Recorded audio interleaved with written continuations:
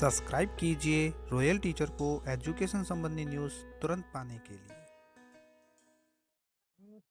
जी हाँ साथियों, इस वक्त की बड़ी खबर की बात करें तो दोस्तों जैसा कि आप सभी जानते हैं कि सभी राज्य सरकारी कर्मचारी हैं, उनके समूह व्यक्तिगत दुर्घटना बीमा की कटौती की जाती है। ये समूह व्यक्तिगत दुर्घटना बीमा प्रत्येक राज्य कर्मचारी के लिए है। उनके लिए 10 लाख, 20 लाख और 30 लाख बीमा धन का कवर भी इसमें किया जाता है कटौती के आधार पर।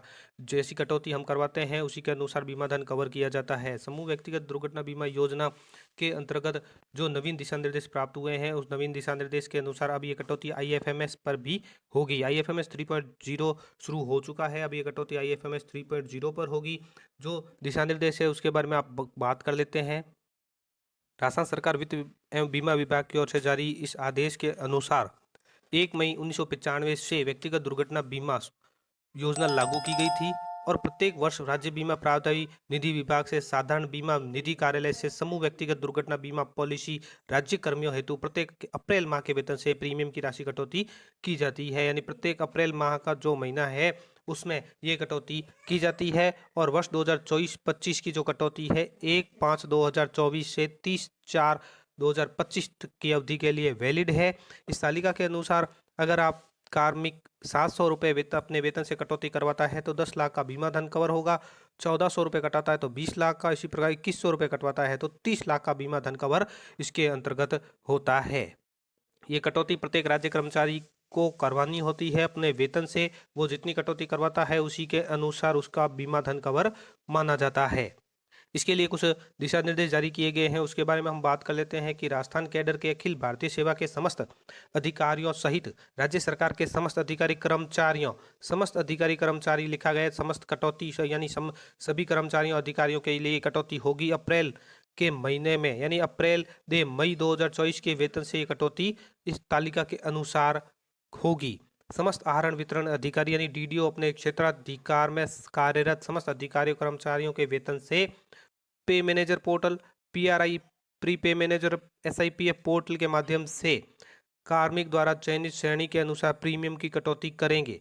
प्रतिनियुक्ति पर कार्यरत राज्य सरकार के अधिकारी कर्मचारियों की भी उक्त कटौती एसआईपीएफ पोर्टल 3.0 के माध्यम से साधारण बीमा निधि मद में करवाई जाएगी। यानी सभी कटौतियां हैं वो करवाई जाएगी। जैसे पे मैनेजर है, पीआई प्री पे मैनेजर है या एसआईपीएफ पोर्टल है, तो सभी की कटौती जो जिस पोर्टल पे है उसके अनुसार कटौती की जाएगी।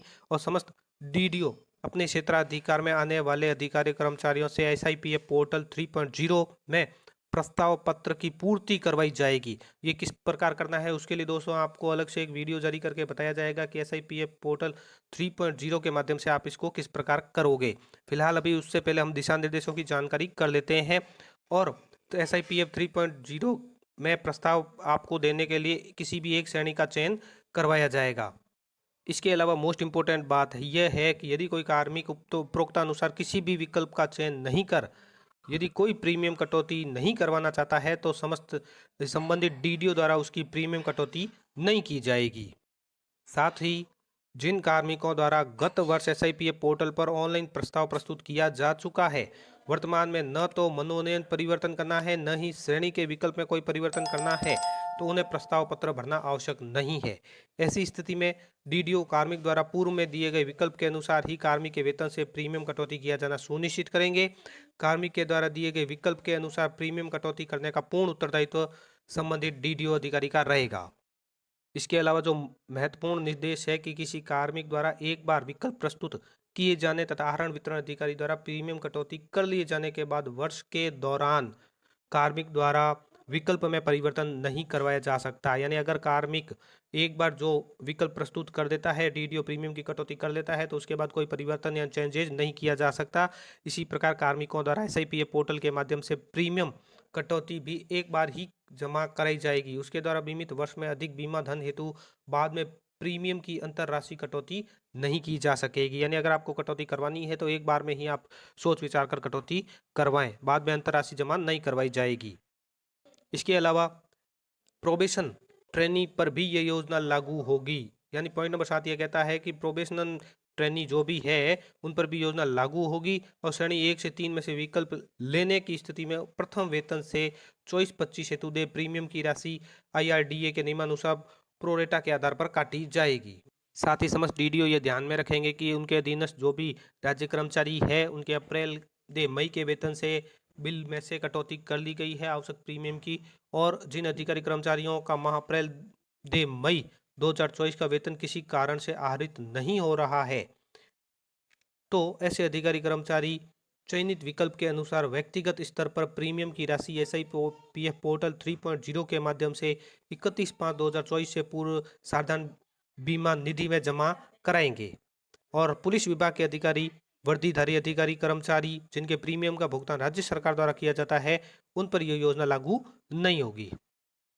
तो दोस्तों ये थी कुछ विशेष जानकारी समूह व्यक्तिगत दुर्घटना बीमा योजना के संबंध में, जिनकी कटौती अप्रैल दे मई के वेतन से की जानी है। प्रत्येक अधिकारी कर्मचारियों की, राज्यकर्मी जो भी है उन सभी के वेतन से ये कटौती होगी, और कितनी कटौती करवाना चाहते हैं ये आपके ऊपर डिपेंड करेगा। धन्यवाद साथियों, उम्मीद है ये वीडियो आपको पसंद आई होगी। वीडियो पसंद आए तो जरूर लाइक, शेयर और सब्सक्राइब कीजिए। पास में आने वाले घंटी के बटन को जरूर दबाएं। एजुकेशन संबंधी